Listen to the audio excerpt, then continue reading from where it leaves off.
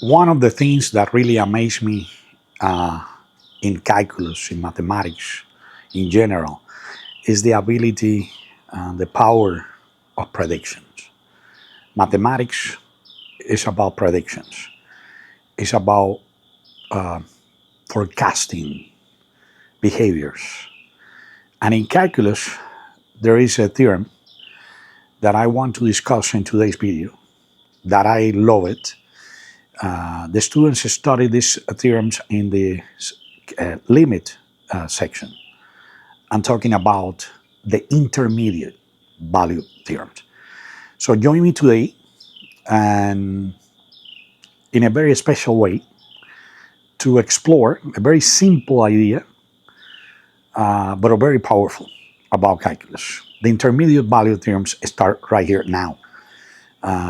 And you can show your students this way. I'm going to go over that now. Take a look.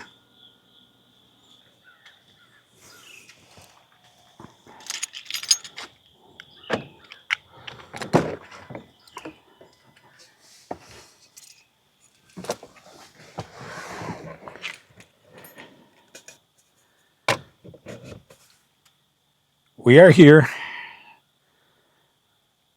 early in the morning. I'm right here in my truck. And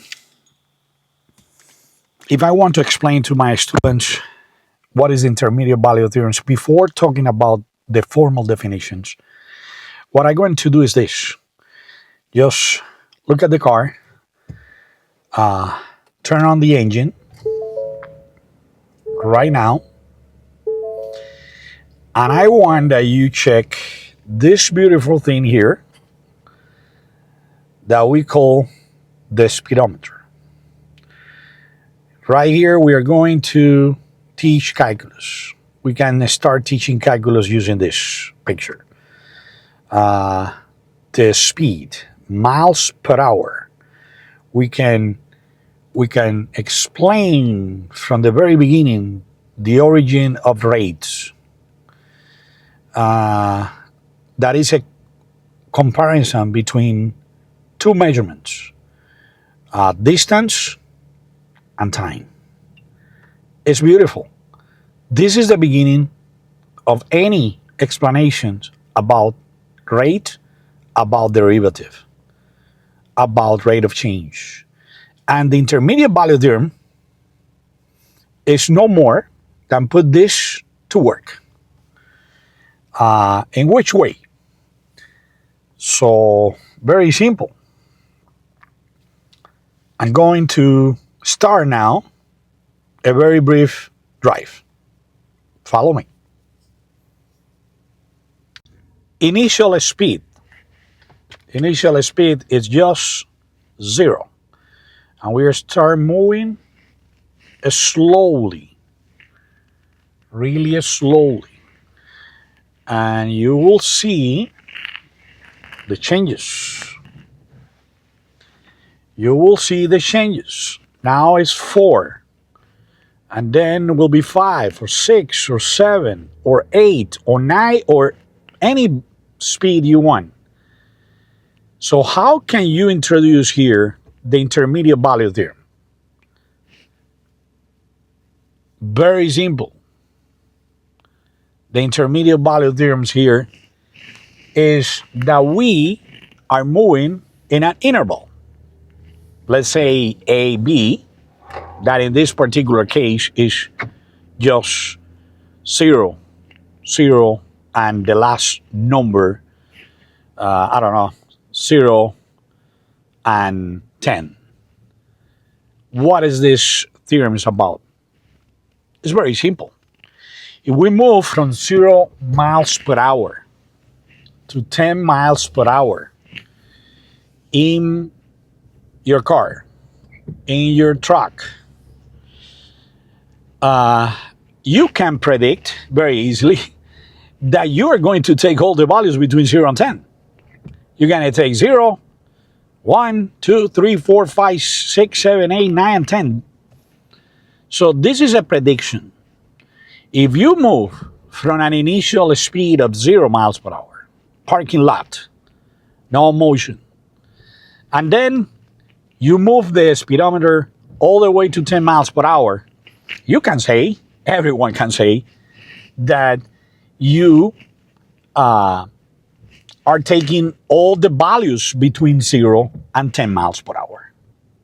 So when I'm going to explain this, this is what I do. Before going over the formal definition of the theorems, the IVT theorems, Intermediate Value Theorems.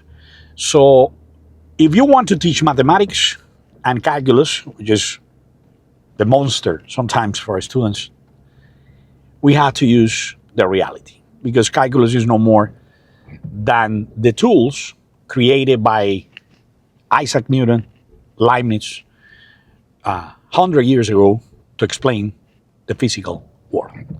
Welcome to Math Topics. Welcome to this series about calculus. Welcome to the Intermediate Value Theorems. See you now.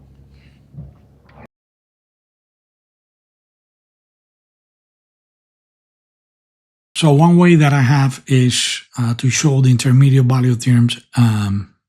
Number one is a continuous function. That function takes values, every value between f of a and f of b, but the function is continuous on the closer interval ab. And you can see here the function. Suppose that you are walking up the hill and you start here, f of 0, and you move all the way to 150 meters. So this theorems guarantee that you take all the values, all the altitudes, 50 meters, 75 meters, 100 meters, 125 meters, 150 meters. And I point out to my students the horizontal lines here. So 75 meters altitude, horizontal line, 100 altitude, another horizontal line. This is important because these theorems can be used to find roots, to secure the idea, to guarantee the idea that we have roots. So this is the theorem. We have f of a, f of b. The function is continuous in all the interval, close interval a and b, and we can guarantee values. We can guarantee output values in that interval. Let's see one mathematics example. Look at question number 1. The price of gas last Monday was $3.72 per gallon. The price of gas this Monday is $3.81 per gallon. Are we guaranteed that at some point during this last week, the price of gas was $3.75 per gallon? Explain. This is very confusing for students. They're going to say yes, because we have 372 Monday, and the following Monday, we have 381. So there is a probability, a chance, that we have the gas at 3.75 per gallon. Can we use the intermediate value theorems for this? No. The price of gas as a function of time is not continuous. Why? Because the price can jump from 372 all the way to 381 without hitting the 3.75. And the students then realize, oh yeah, that's true. That's true. Can be 372 today, Monday, tomorrow can be 374, but immediately can jump all the way to 3.81 without hitting the 375. Because one of the main conditions fails. The function is not continuous. But if you look at the second question, the function h is a continuous function. So they say that in the question. They said that the first condition is met. The function is continuous on the interval, close interval, -3, 7. H of -3 is equal 10. Input -3, output 10. And h of 7 is -2. So imagine that the function is going from 10 to -2, the y value, the extremes values of the interval AB, -3, h of negative 3 is 10, h of 7 is negative 2. So the function is taking all the values in between. So we can guarantee here that at some point the function will be crossing the x-axis, y equal 0, because it's going from 10 all the way to negative 2 on a continuous interval. So I can guarantee that the function is intersecting the x-axis. We can talk about behavioral functions. We can talk about key characteristics of functions. We can predict roots of the polynomial. We can predict x-intercept. Look at what he said. Is there a guarantee that there is some value a in that interval negative 3 and 7 such that the function, the y value is equal 1 for that a? Justify your answer. It's going from 10 to negative 2. And I know that 1 is in between 10, the y value 10, and the y value negative 2. It's in between. So we can, yes, the function is continuous. The IVT, the Intermediate Value Theorems, guarantee that. And the function will be hitting every value between 10 and negative 2. Yeah, must be a value right there in which the function is equal to 1. This is the Intermediate Value Theorems.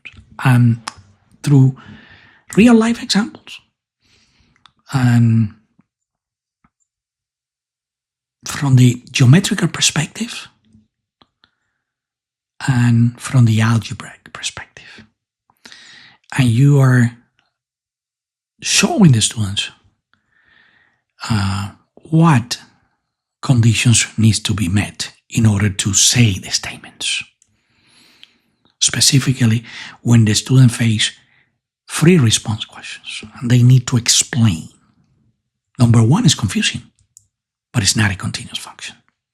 And when you bring them back to the real life and you can explain that in a reality, they can see that the price of the gas price can jump and never hit the decided 3.75. I hope you like. I hope you share. This is Math Topics. Thank you for watching. See you in the next video.